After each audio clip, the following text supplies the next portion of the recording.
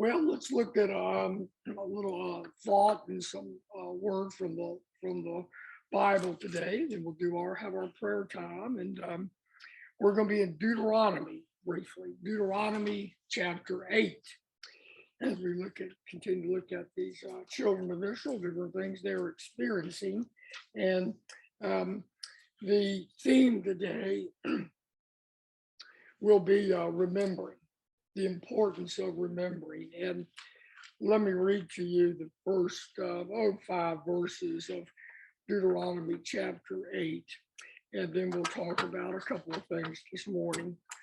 Of course, this is Moses teaching the people. He says, "Be careful to follow every command I am giving you today, so that you may live and increase and may enter and possess the land the Lord promised on oath to your ancestors. Remember how the Lord your God led you all the way in the wilderness these 40 years to humble and test you in order to know what was in your heart, whether or not you would keep his commands. He humbled you, causing you to hunger and then feeding you with manna, which neither you nor your ancestors had known, to teach you that man does not live on bread alone, but on every word that comes from the mouth of the Lord. Your clothes did not wear out, and your feet did not swell during these 40 years. Know then in your heart that as a man disciplines his son, so the Lord your God disciplines you." Well, first of all, just a generalization about Deuteronomy that you may or may not know. I always say Deuteronomy is the longest sermon in the Bible. Just about the whole book of Deuteronomy really is a sermon or a message that's being given by Moses. And the image I always have is he's given this message in front of the whole nation, this long sermon, right before they are going to go into the promised land. It's kind of final instructions. And we even get the image, I think, in the beginning of Deuteronomy that it's almost as if, at Moses's back is the Jordan River. So this is near the end of the 40 years of wandering. And, the people can see the finish line. They can maybe look across the river and see Canaan where they're going to go. And, before Moses, after he finishes this message, basically, God takes him up on the mountain, Moses dies, and Joshua takes him across the river, Jordan. And so this whole book is just a lot of laws. But it's laws that Moses is saying, once you get into the promised land, this is how you need to live to be successful as God's people. And many times in Deuteronomy, and especially in the end, there's a passage that we all know well.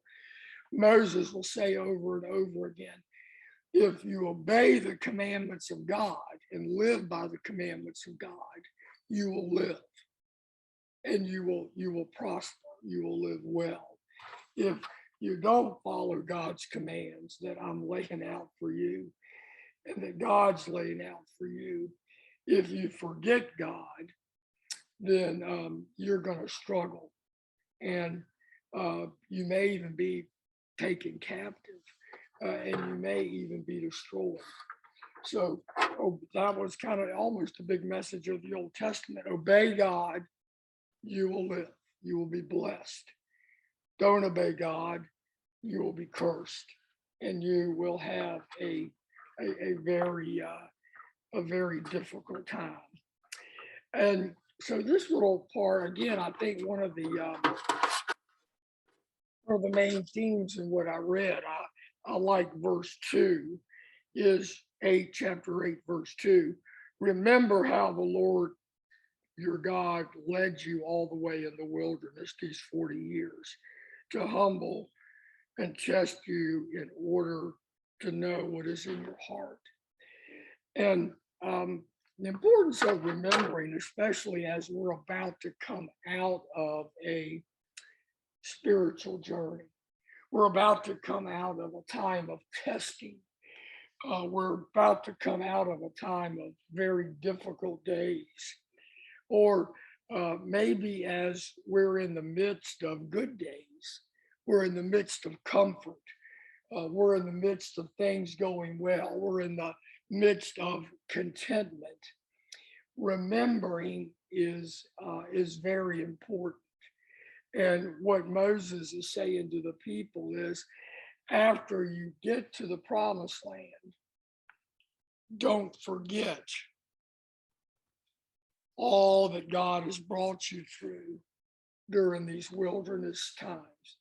Remember the struggles. Remember the times you complained. Remember the times that you didn't have enough to eat and God sent you the manna. Remember the times you wanted to go back to Egypt, but God reproved you and disciplined you and kept you going. You remember what God has done. As I was thinking about this and to share some different themes of why we need to remember, I was thinking about my first call and venture away from home in ministry.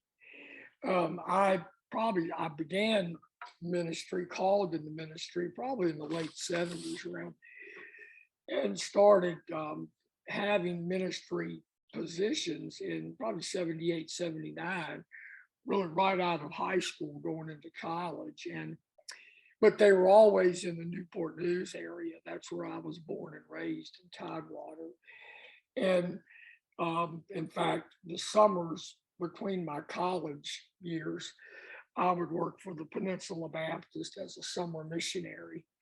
And, during the day, I was doing vacation Bible schools and trailer parks, or working with the blind and deaf school, or doing different ministry projects that, our supervisor, Mike Haywood, would give us there on the peninsula. And it was a fun time, a pretty easy time. Didn't have a lot of decisions to make, wasn't in charge, but just did ministry.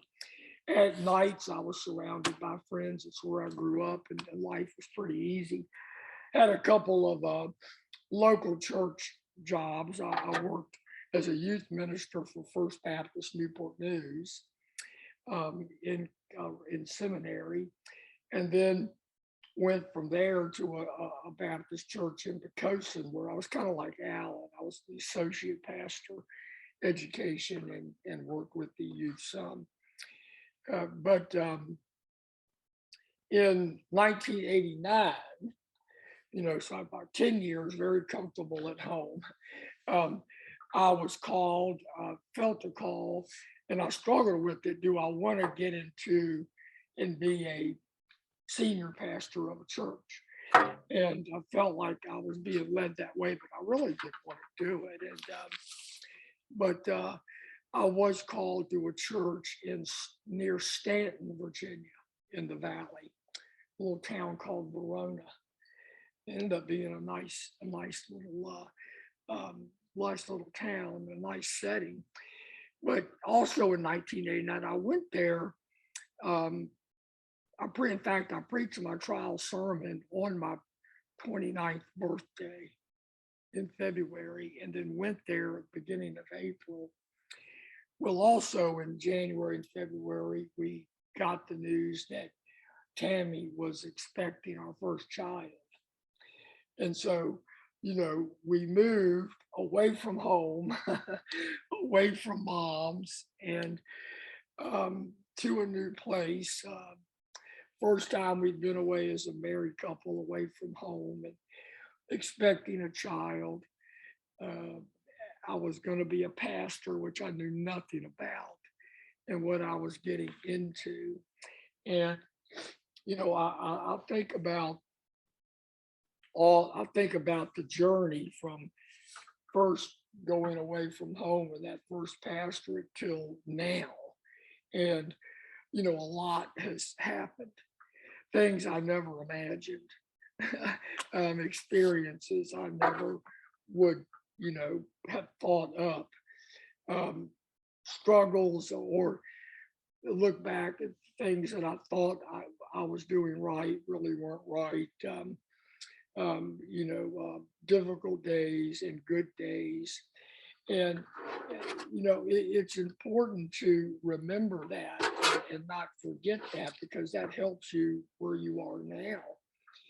Now, the history of the Israelites is that they will go into the promised land, and Moses tells them not to forget to obey God.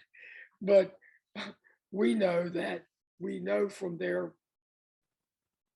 promised day experiences, their memories are short lived, and they will struggle. They'll go through the period of judges. They'll have moments when they follow God close and they're victorious, and then the Bible say they'll forget Him altogether. I wonder how a people can forget all that they went, all that how God took care of them in the wilderness, but they did, and that's our human nature. And so there are some temptations when we get out of the wilderness. We're into a promised land, we're into our new call, or we're getting, life is going, and we get busy. That remembering helps us. Like there is this temptation of forgetting what we can do. This temptation of saying, when a new challenge comes up after we've moved on, I can't do this, God. I don't have the strength to do this. I can't get through this. I don't have the intelligence, the ability, the wisdom to go through all of this. Even though, if we think back and remember, God has brought us through times that we did not think we could do before. I really doubted my ability to pastor a church. I mean, I really did. Some of the things I remember really wondering if I could pull off was, I knew I had to have a message every Sunday. And I said, can I come up with something every Sunday? And when I first went to this old church, that was a church that had Sunday morning, and then I'd go back Sunday night and have to have another message. And then Wednesday night and have another Bible study. How am I going to do this, Lord? I just don't think I'm smart enough. I don't know if I can come up with something to say. I really doubted, am I going to have to kind of understand finances? I had no training in finances and the finances of a church and things that they could come up with. And I knew that, overall there would be a treasurer, but overall I was going to be looked to for some guidance in that. I'd never led leaders like deacons before. What am I going to do in a deacons meeting? These deacons have, years more life experience and ministry experience than me. And, it reminds us when God, and hopefully Moses remembered, Aaron remembered, Joshua remembered, and the people remembered. But that was exactly what the excuses that Moses gave God at the burning bush, isn't it? God, I can't do this. I can't speak well. I'm not strong enough a leader. The people aren't going to remember me. They're not going to listen to me. Isn't there somebody else that can do this? And the ultimate question, every time we doubt, when somebody asks us to do something new or you feel God calling, Moses had to overcome those doubts. I had to overcome those doubts to get to the real question that God was asking, do you want to do this for me? do you love me enough that you will do this? And remembering the past says, I've said that once before. In the end, I said, okay, I'm going. I'm going to do this. And God, remembering back, God led me to at least survive those first years of not knowing what I was doing, and actually had a fruitful ministry and ended up there almost 7 years before I moved on. But remembering that gives me strength, when I'm in situations now, almost 35 or more years later. And that's one thing God is saying to the people. Remember, when you get this temptation of you can't do it, or you can't face what I'm about to ask you to face, remember you faced it before and you had doubts, and I brought you through it. That's one lesson of why we need to remember. Another temptation we get, and the reason we need to remember, is we have a temptation sometimes of complacency, don't we? The temptation really, and especially with people of a church, and a church that's been around for a long time, or we have been in church a long time, is maybe we begin to say, well, why do I need to go to Bible study? I've been Bible studying the Bible for 40, 50 years. What in the world? What can I learn now? What good is it going to do? I'm just not going to Bible study anymore. I can read the Bible right here at home, and all the lessons I've had, certainly I can understand it here. Why pray? God's going to be there when a crisis arises, and I'm just going to pray when a crisis comes. Why pray daily? Why have this day-to-day relationship with God? I know that I struggle. I know I sin. God will forgive me. I'm human. Let me just live human for a while. And I remember my mom one time told me, she said, I think I've done everything there is to do in church. I've had almost every position. I've taught every class. I've been to Ridgecrest, and which is our National Baptist, used to be a National Baptist Teaching Center in Asheville, North Carolina. I've been to Eagle Eyrie. I've been to all kinds of training.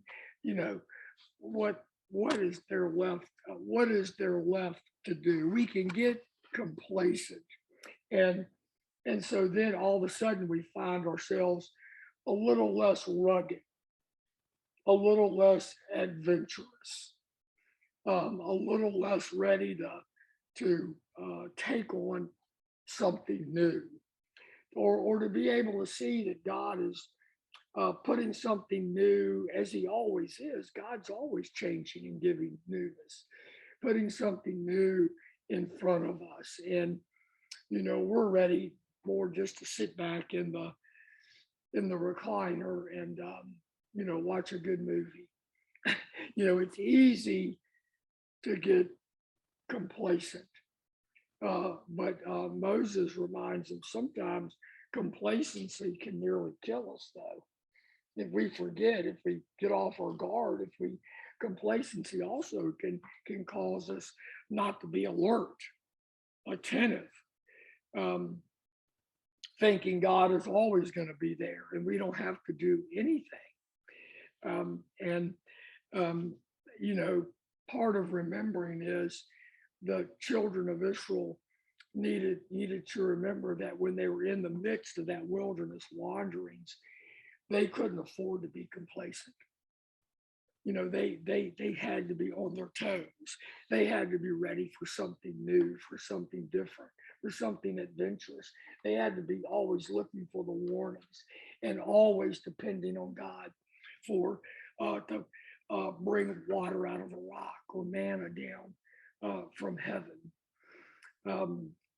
So complacency. Sometimes our temptation as we are in the promised land for a while, we've come out of the wilderness. A third one is just we begin to listen and believe in our fears instead of the God who can overcome our fears. If fear reminds us, just think of the children of Israel, what they could remember about fear. We talked last week about the fear of serpents, the fear of the poisonous snakes, the fear of the Egyptians um, riding down on them with only the Red Sea behind them, nowhere to go. But God delivered them through that. But when they feared, God took care of them. And when we forget what God has done, sometimes fear then causes us to run away. It scares us off. It or maybe it makes us not fear God but blame God. We forget that God has brought us through fearful times. And so Moses says, don't forget, remember, because remembering usually helps us be humble. Remembering allows us to remember old stories of our failures, our foolishnesses, our determination, our times in life when we said, I'm going to do it my way or else, and how that just didn't work out. I'm sure you're remembering lets us look back and laugh at ourselves and see how far we've come. Can you imagine the Israelites if they got around the campfire and remembered, you remember the time we made a golden calf out of our gold? How silly we were. What were we thinking? Remember us murmuring against God, and God had to discipline and teach us that that God will only tolerate so much of our complaining and murmuring before he disciplines us. You remember us trying to fight off enemies without God's help, and we got defeated. But when we fought enemies with God on our side, we were beat up pretty bad when we didn't have God, but God gave us victories when we depended on him. You remember when we complained about the manna and we asked for meat and God sent us quails, and none of us even want to see another quail the rest of our lives. What were we thinking? And so, remembering keeps us in spiritual perspective, doesn't it? Remembering, helps us remembering some of our failures or some of the dumb things we did. When I think back to some of the things I said or did or tried to do or suggested in those first years of that first pastorate, I can laugh at myself, and realize why they didn't work, or why wiser men and women said, Pastor, you don't want to do that.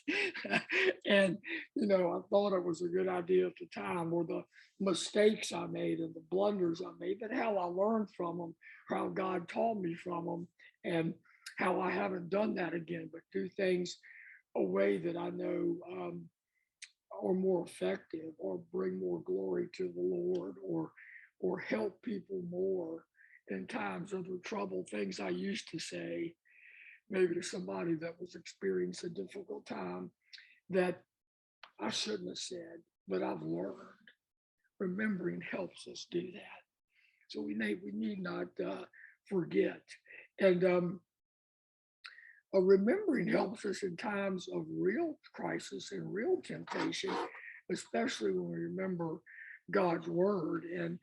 And Moses is saying, remember the word of the Lord.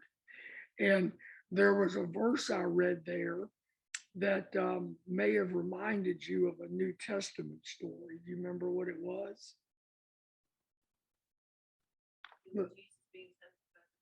Yeah, in the wilderness. Look again at verse 3. He humbled you, causing you to hunger, then feeding you with manna, which neither you nor your ancestors had known, to teach you what? That man does not live on bread alone, but on every word that comes from the mouth of the Lord.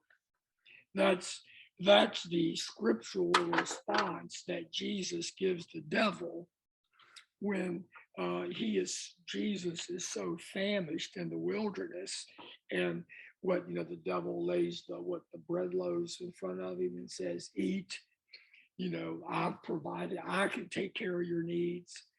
Satan can take care of your needs. Evil can take care of your needs. Um, Eat the bread I've provided." And Jesus says, "No, man does not live by bread alone, but from every word from the Lord."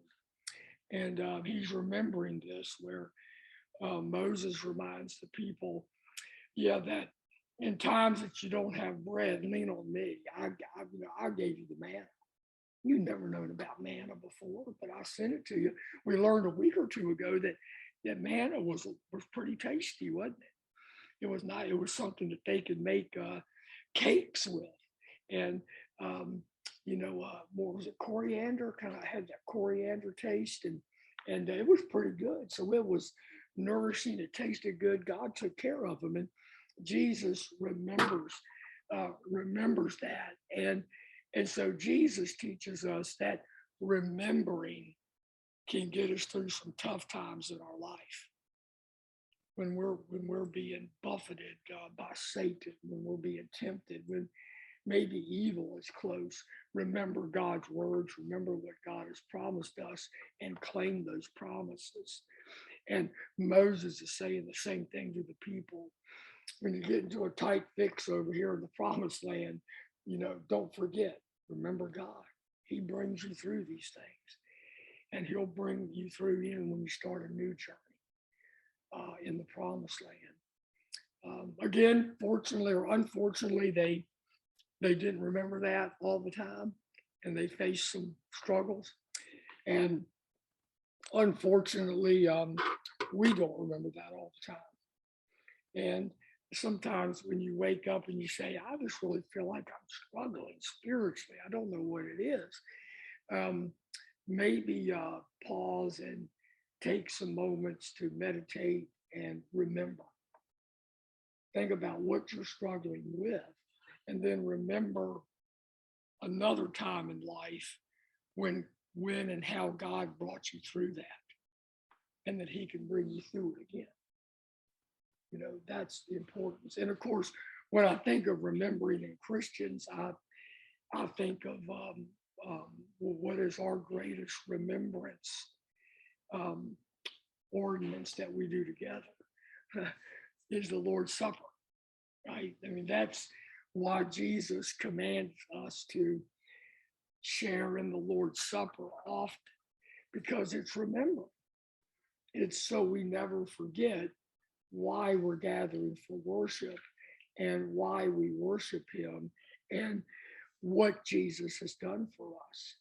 It's powerful. Spiritual remembering is powerful, and that's what Moses is encouraging Israel to do, and it's what Jesus encourages us to remember what he's done for us, and he'll do that for us in the present as well. Did that bring any thoughts or comments from you, or questions, or other passages that came up, or you're thinking of today?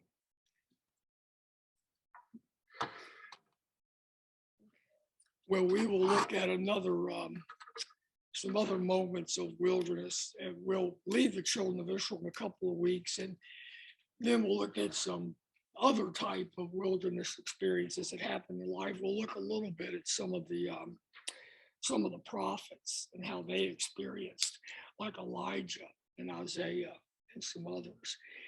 But these ornery, mumbling children of Israel can teach us some things, can't they? And God, how he handled it. So